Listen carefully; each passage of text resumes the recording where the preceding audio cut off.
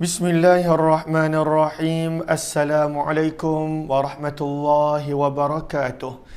Bismillah, alhamdulillah, wassalatu wassalamu ala habibillah Sayyidina Muhammad ibn Abdillah wa ala alihi wa sahbihi wa mawalah.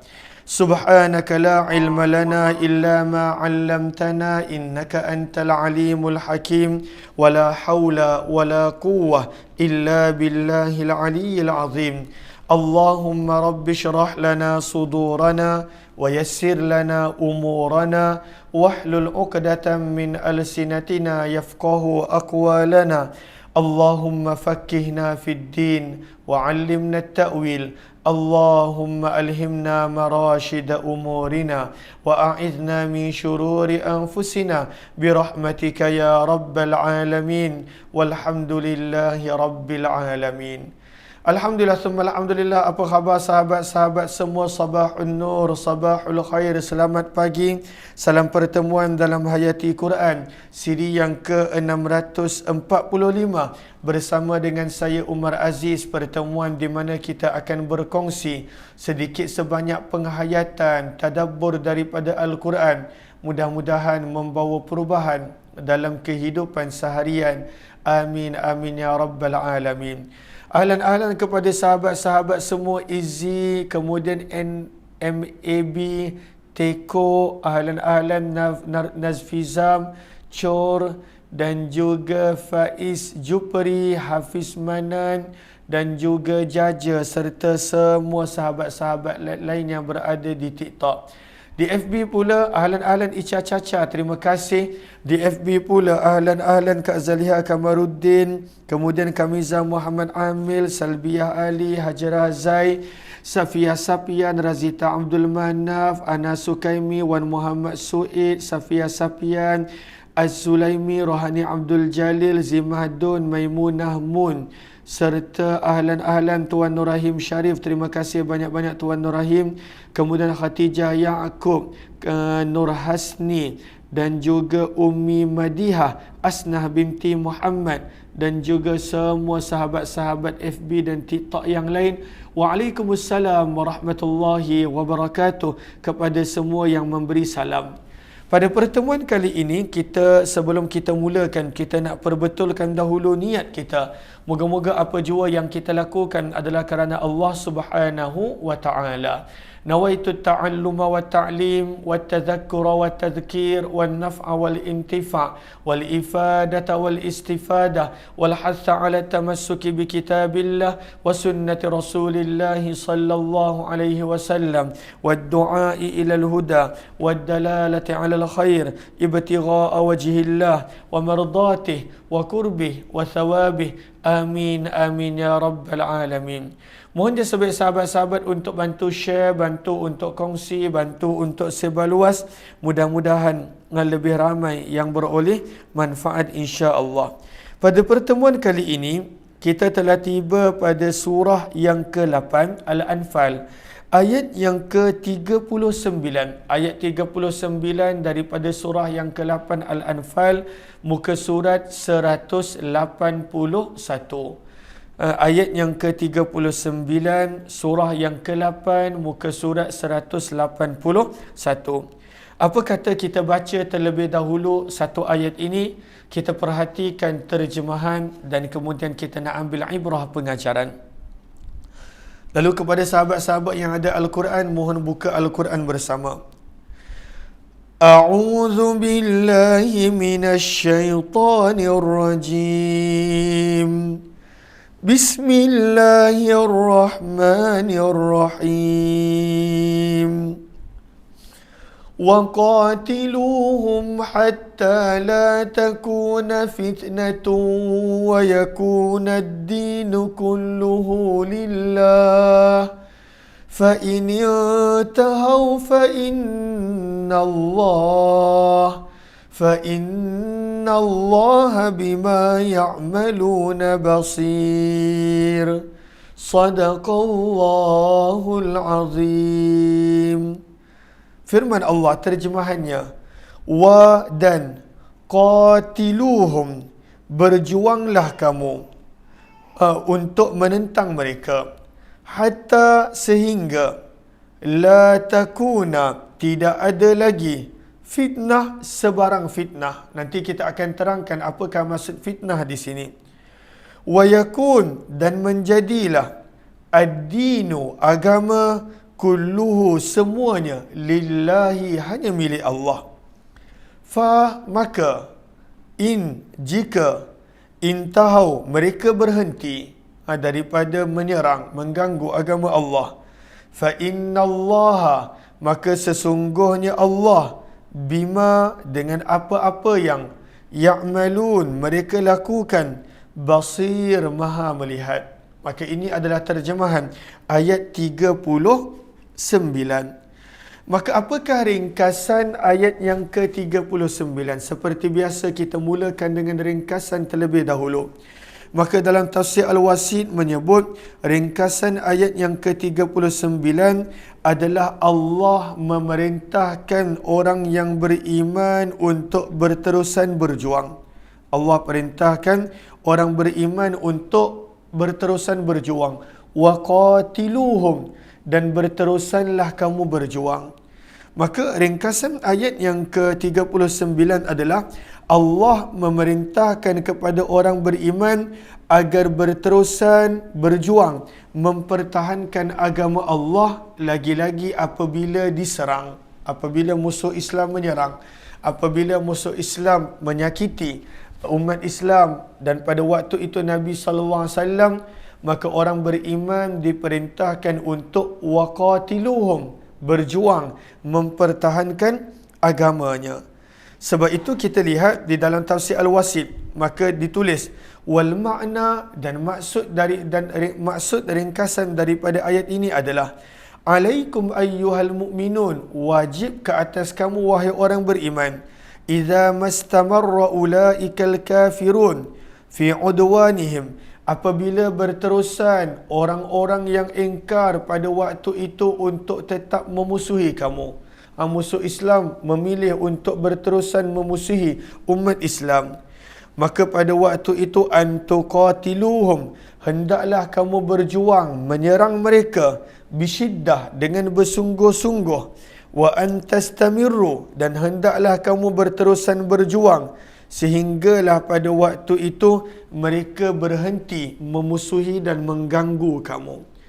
Maka ringkasan ayat yang ke-39 adalah Allah memerintahkan orang beriman untuk jangan berhenti memperjuangkan agama, lagi-lagi ketika mana dimusuhi, lagi-lagi ketika mana diserang. Sebab agama ini adalah tanggungjawab kita. Agama ini adalah sesuatu yang patut kita pertahankan. Maka daripada ringkasan tersebut, pengajaran pertama yang kita boleh dapat adalah pentingnya untuk berterusan berjuang mempertahankan agama ketika mana ada musuh Islam yang pada waktu itu menyerang Islam, menyerang kita, menyerang negara dan seumpamanya. Penting pada waktu itu berterusan berjuang ketika mana ada musuh yang menyerang. Apakah kaitan ayat 39 dengan ayat 38? Maka pada ayat yang ke-39, bila kita perhatikan firman Allah, kita dah baca pada 2 hari yang lalu, qul lilladzina kafaru in yantahu yughfar lahum ma qad salaf. Pada ayat 38, Allah memerintahkan baginda Nabi SAW untuk berlemah lembut pada awalnya kepada musuh Islam, dan pada waktu itu mengajak mereka beriman agar mereka diampunkan oleh Allah. Iyan tahu, syarat dia, jika kamu berhenti menyerang Islam, jika kamu berhenti memusuhi Islam dan kamu beriman, yughfar lahum ma qad salaf, maka kamu akan diampunkan. Maka itu adalah perintah untuk permulaan. Ajak mereka, dakwah mereka. Jangan berhenti pada waktu itu mengajak mereka untuk beriman. Walaupun mereka musuh, walaupun mereka menentang, walaupun pada waktu itu mereka menyerang, ajak dulu mereka untuk beriman. Maka itu adalah ayat 38. Dan Allah janji kalaulah mereka beriman setelah mereka memusuhi Islam, Allah akan ampunkan dosa mereka. Namun, kalaulah mereka tak nak berhenti menyerang, mereka tak nak berhenti memusuhi, mereka tak nak berhenti mengganggu umat Islam, apa pula tugas kita? Tugas kita adalah waqatiluhum, hendaklah berjuang mempertahankan agama Allah Subhanahu wa taala. Maka ya, kita diajak untuk berdakwah hatta kepada musuh Islam sekalipun. Itu ayat 38. Tapi kalaulah musuh pada waktu itu berterusan mengganggu, berterusan menyerang, maka pada waktu itu kita tidak ada pilihan lain kecuali pentingnya untuk kita mempertahankan agama Allah Subhanahu wa taala. Sebab itu dalam Hasyiatul Jamal, maka diterangkan, maka kaitan dengan ayat yang terdahulu adalah setelah Allah memerintahkan orang beriman untuk mengajak orang-orang musyrik musuh Islam agar berhenti memusuhi Nabi dan agama, maka jika mereka berterusan untuk menyerang, maka perlunya orang beriman berterusan mempertahankan agama Allah Subhanahu wa taala. Lalu itu adalah step dan step dia. Dia bukan pada waktu itu terus serang, tidak. Kalau kita lihat perjuangan dakwah baginda Nabi sallallahu alaihi wasallam pun, Nabi sallallahu alaihi wasallam pesan kepada panglima-panglima baginda, apabila hendak menyerang tempat musuh Islam, maka pada waktu itu ajak dulu mereka, ajak dulu. Beri dulu peluang mereka, ajak dulu. Kalaulah mereka beriman, biarkan mereka. Dan kemudian kalaulah mereka tak nak beriman, bagi peluang yang lain. Apakah peluang yang lain? Bayar jizyah. Ayyu'tul jizyata an yadin wa hum saghirun. Bayar jizyah. Kalaulah mereka jizyah pun tak nak bayar, dalam keadaan mereka memang musuh Islam, maka pada waktu itu barulah memerangi mereka. Maka itu step demi step dia. Dia bukan terus angkat senjata, bunuh orang. Itu bukan Islam. Dia bukan pada waktu itu kita belajar satu ayat, kita tak lihat ayat sebelumnya. Contoh ayat ni, baca ayat 39, waqatiluhum, dan perangilah mereka. Kita pun pada waktu tu semangat nak perangi orang bukan Islam. Itu bukan maksud dia. Kalau kita lihat ayat sebelumnya sahaja, ayat 38, Allah perintahkan baginda Nabi untuk ajak mereka beriman. Sebab peperangan itu bukanlah maksud tujuan. Ajak mereka beriman dan berhenti memusuhi Islam, itulah tujuan. Sebab itu kalau kita lihat ayat yang ke-39 pun Allah letakkan syarat. Sampai bila nak berjuang? Fa inin tahau, dan jika mereka berhenti, maka kita pun kena berhenti. Dia bukan maksudnya jumpa je orang pada waktu tu kat mana-mana perang. Bukan. Itu bukan Islam. Bukan maksudnya jumpa orang kat mana-mana pada waktu tu angkat senjata. Bukan. Pada waktu itu kita lihat ayat 38, ayat sebelumnya, Allah suruh ajak kepada Islam. Dalam tafsir menyebut bitalattuf, dengan penuh lemah lembut, ajak mereka beriman. Itu ayat sebelumnya. Kemudian bila Allah sebut waqatiluhum, perangi mereka. Dia perang bukan kerana kita mulakan. Sebab itu bila Allah sebut pada ayat 39 yang sama, fa inin tahau, jika mereka berhenti, maka kita pun kena berhenti. Allahumma salli ala habibina Muhammad wa ala alihi wa sahbihi ajma'in. Sebab itu kita tak boleh faham satu ayat sahaja dan pada waktu itu kita keluarkan hukum perlu untuk memerangi sekian-sekian dan sebagainya. Itu bukanlah tujuan daripada ayat tersebut. Maka itu adalah ringkasan dia. Maka daripada ringkasan pengajaran yang kedua yang kita boleh dapat adalah bila kita gabungkan ayat 38 dan 39, kita nampak step demi step dakwah yang Allah suruh Nabi sampaikan. Iaitu walaupun mereka musuh, maka pada waktu itu ajak mereka untuk beriman terlebih dahulu. Nescaya Allah ampunkan mereka. Bila mereka tak nak berhenti memusuhi Islam, Barulah step dia ayat 39. Waqatiluhum, iaitu perangi mereka. Perangi mereka bukan kerana harta rampasan. Perangi mereka bukan pada waktu itu bertujuan adalah untuk membunuh semua mereka. Tidak. Tapi perangi mereka sebab mereka pada waktu itu menyerang terlebih dahulu dan kita nak mempertahankan agama. Sebab itu firman Allah, fa'inin tahau, jika mereka berhenti, maka kita pun pada waktu itu perlu untuk berhenti. Maka itu adalah pengajaran yang kedua dan merupakan kaitan dengan ayat yang terdahulu. Firman Allah, waqatiluhum, dan perangilah mereka dan berjuanglah kamu pada waktu itu menentang mereka. Siapa mereka tersebut? Bila kita lihat ayat yang ke-35, bila kita lihat ayat 36, bila kita lihat ayat 37, bila kita lihat ayat yang ke-38, mereka itu bermaksud musuh-musuh yang menyerang Islam. Dia bukan mana-mana orang, tidak. Ianya bermaksud musuh-musuh yang menyerang Islam. Musuh-musuh yang menyerang Islam. Maka itu adalah satu. Itu yang dimaksudkan dengan hum mereka. Waqatiluhum, dan perangilah mereka. Dan kita gabungkan dengan ayat yang terdahulu, orang yang membelanjakan harta untuk menghalang manusia daripada jalan Allah. Ayat 36. Orang yang pada waktu itu mereka menyerang Nabi sallallahu alaihi wasallam. Ayat yang ke-34. Maka waqatiluhum bermaksud dan perangilah mereka dalam kurungan musuh-musuh Islam yang pada waktu itu memang menyerang Islam. Maka daripada perkataan waqatiluhum yang kita boleh belajar adalah perlu bersemangat dan berterusan mempertahankan agama. Ini pengajaran yang ketiga. Waqatiluhum, perlu berterusan dan bersemangat untuk mempertahankan agama. Sebab itu firman Allah sampai bila pada waktu itu nak memerangi mereka? Hatta, sehingga la takun, tidak ada lagi fitnatun, fitnah. Ini pun satu perkataan yang banyak disalahgunakan. Fitnah. Sahabat-sahabat, fitnah dalam bahasa Arab bukanlah maksud fitnah dalam bahasa Melayu. Dalam bahasa kita, fitnah kebanyakannya memberi maksud pada waktu itu memfitnah orang lain.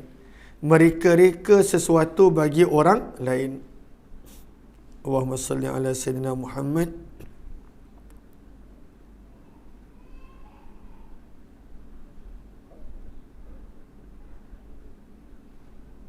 Okey.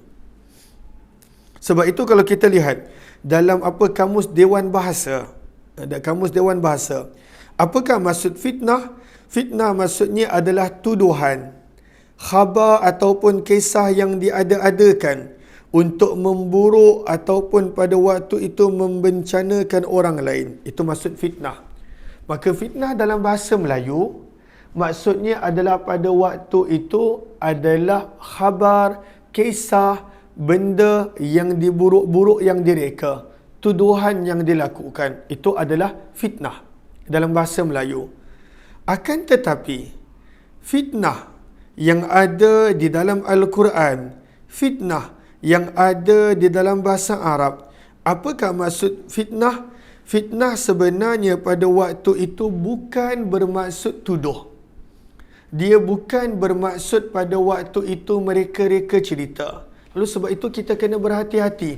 Lagi-lagi bila kita baca ayat wal fitnatu asyaddu minal qatl yang ada dalam surah Al-Baqarah, banyak orang salah faham. Dia kata, oh, jangan fitnah kerana fitnah tuduhannya tuduh menuduh lebih teruk daripada membunuh. Itu bukan maksud dia. Sebab itu ayat tersebut kita biasa dengar di dalam suratul Baqarah, surah yang kedua, wal fitnatu asyaddu minal qatl, ayat yang ke-191, muka surat 30, surah yang kedua ayat 191, surah yang ke-30. Saya minta izin untuk minum. Bismillah.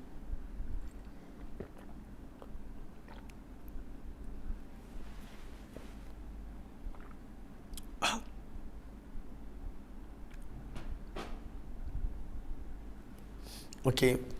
Maka itu bukan maksud dia. Kita salah gunakan ayat Al-Quran. Maka bila Allah sebut, dan perangilah mereka sehingga tidak ada lagi fitnah. Lalu ada orang salah guna maksud ini, lalu dia kata, oh kita boleh perang orang yang fitnah kita. Allahu Akbar, itu bukan maksud dia. Kita boleh pada waktu itu serang, perang, bunuh orang yang fitnah kita. Maka itu bukan maksud dia. Itu fitnah dalam bahasa Melayu. Khabar yang direka, berita yang direka, tuduhan yang dibuat, itu bahasa Melayu. Itu bukan yang bermaksud dalam Al-Quran. Dalam bahasa Arab, fitnah memberi makna ujian yang berat. Dalam bahasa Arab, al-fitnah memberi makna ujian yang berat. Tapi dalam tafsir, ketika mana melihat kepada ayat ini, apakah maksud fitnah, ujian yang berat pada ayat ini? Maka dalam tafsir Al-Baghawi dinukilkan daripada Ar-Rabi', sahabat-sahabat tulis, apakah maksud fitnah dalam kurungan ujian yang berat pada ayat ini? Maksudnya adalah hatta la yuftana mu'minun an dinih. Maksud daripada fitnah di sini adalah orang beriman pada waktu itu tidak disakiti kerana agamanya. Maka firman Allah, waqatiluhum, dan perangilah mereka musuh Islam, hatta sehingga la takuna, tidak ada lagi fitnatun, fitnah. Bukan maksudnya tuduhan ataupun kisah yang direka, bukan. Itu bahasa Melayu, ini bahasa Arab. Maka maksud daripada sampai tidak ada lagi fitnah, maksudnya apa dalam tafsir Al-Baghawi? Maksudnya adalah sampai tidak ada lagi orang beriman yang diuji kerana agamanya. Sebab dekat Mekah, ketika mana sebelum hijrah, para sahabat Nabi sallallahu alaihi wasallam teruk diseksa. Para sahabat radhiyallahu taala anhum teruk pada waktu itu disakiti. Maka Al-Quran kata, sekarang ini di Madinah kamu dibenarkan untuk mengangkat senjata. Maka angkatlah senjata, pertahankan agama sampai tak ada lagi fitnah. Apakah maksud fitnah pada ayat ini? Iaitu sampailah tidak ada lagi orang beriman yang pada waktu itu disakiti kerana agamanya. Itu maksud fitnah. Fitnah yang memberi makna ujian yang berat.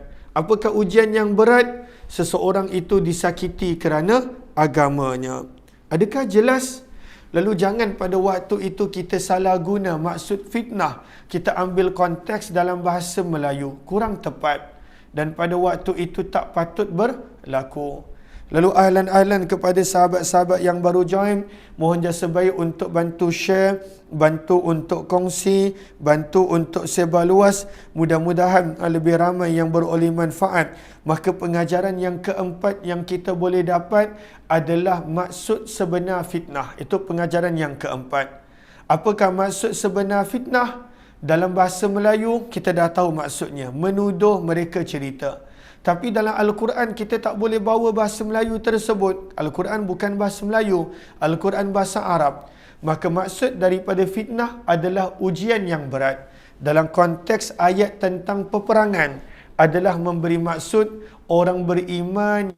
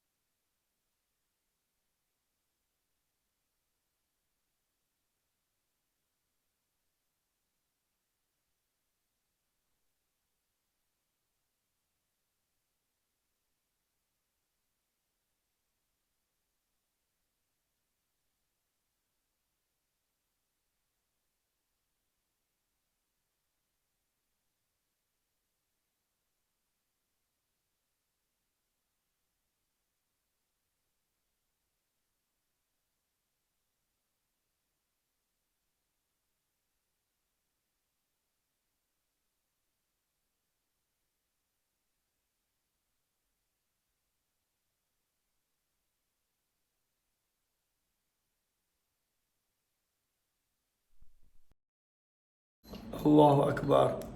Tak ada suara, minta maaf. Lalu lama tak ada suara. Okey, dah jam 9 pun nanti saya akan ulang balik ayat ni. Dah lama rupanya tak ada suara. Okey. Saya minta maaf, dekat TikTok tak ada masalah. InsyaAllah kita akan sambung balik. Nak ulang balik dah pukul 9. InsyaAllah kita akan sambung balik insyaAllah. Minta maaf, saya baru perasan tak ada suara. Saya tak baca komen tadi. Tapi dekat TikTok tadi ada suara. InsyaAllah kita akan jumpa esok untuk ulangan ini. Saya minta maaf, saya perasan tadi komen, baru perasan daripada mana. Dan kemudian insya-Allah kita jumpa jam 6 petang nanti dalam program Hamba Ilahi insya-Allah. Wabillahi taufiq wal hidayah. Assalamualaikum warahmatullahi wabarakatuh. Dia punya semangat saya tak perasan. Jumpa lagi insya-Allah.